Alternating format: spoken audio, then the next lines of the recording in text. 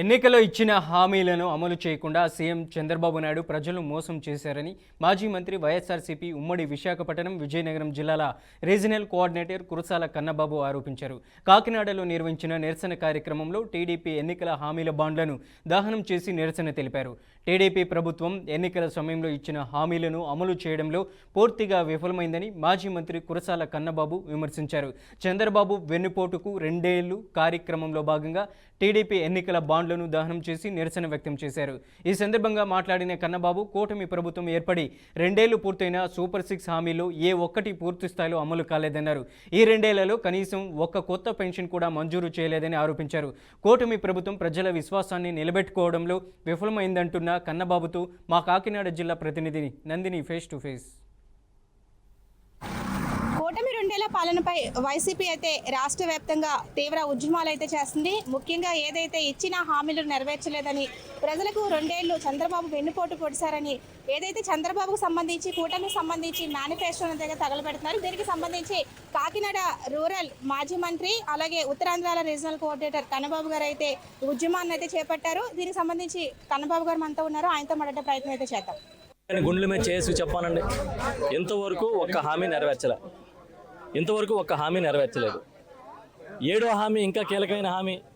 50 ఏళ్ల వయసు నిండిన ప్రతి ఒక్క బీసీకి నేను పెన్షన్ ఇస్తానని చెప్పాడా లేదా చంద్రబాబు నాయుడు? ఎవరికైనా ఇచ్చాడా? ఇవాళ ఆసుపత్రికి వెళ్తే ఆరోగ్యశ్రీ లేదు, మాకు భాగ్యాలు కట్టలేదు చంద్రబాబు కాబట్టి మేము చేయలేమని చెప్తున్నారా లేదా?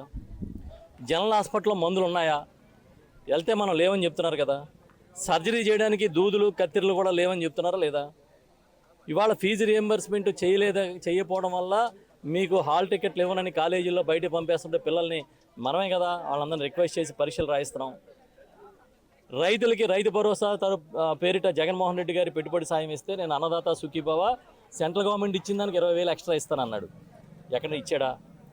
ఎంతమందికి రాష్ట్ర వ్యాప్తంగా 7 లక్షల మంది రైతులు కోత ఇస్తాడు. అమ్మఒడి 20 లక్షల మంది కోత ఇస్తారు. పెన్షన్లు ఒక కొత్త పెన్షన్ ఇవ్వకపోగా జగన్ గారు ఉన్న అప్పుడు ఇచ్చిన పెన్షన్లో ఇంచుమించుగా 6.5 లక్షల పెన్షన్లు కోసేశారు. ఇది కోతల ప్రభుత్వమా కాదా? ఇది చేతల ప్రభుత్వం అని చెప్పగలుగుతాడా?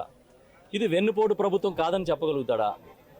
ఉపాధ్యాయుల్ని, ఉద్యోగుల్ని ఏ ఒక్కరిని విడిచిపెట్టకుండా అందరినీ పొడిచిన దగ్గర పొడవకుండా నమ్మిన వాడిని వెన్నుపోటు పొడుస్తున్నాడు. కాబట్టి ఇది వెన్నుపోటు పొడిచే చంద్రబాబు ప్రభుత్వం అని ఇవాళ జగన్మోహన్ రెడ్డి గారి నాయకత్వంలో రాష్ట్ర వ్యాప్తంగా ఉద్యమాలు చేస్తున్నాం, రాష్ట్ర వ్యాప్తంగా నిరసన కార్యక్రమాలు చేస్తున్నాం. ఇవాళ కరప మండలంలో ఇప్పుడే మీరు చూశారు, భారీ ర్యాలీ జరిగింది మా నాయకులందరూ నాయకత్వంలో.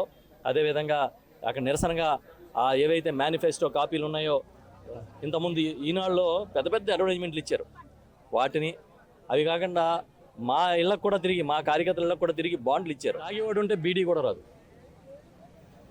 ఇదేం గొడవ ఇది? అది అన్నీ అడిగితే మా మీద కేసులు పెడతారంట. మాదేమో దుర్మార్గం ప్రభుత్వం అంట, మాది గొడ్డల ప్రభుత్వం అంట.